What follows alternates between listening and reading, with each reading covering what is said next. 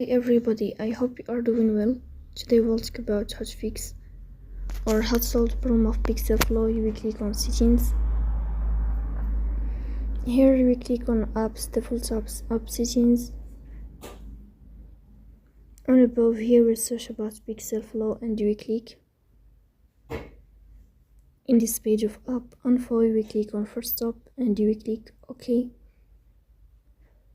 Here you will enter to the window of storage. And then here you will click on clear cache.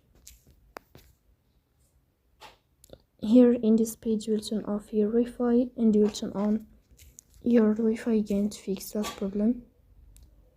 So that's all. Don't forget to support us by like and subscribe.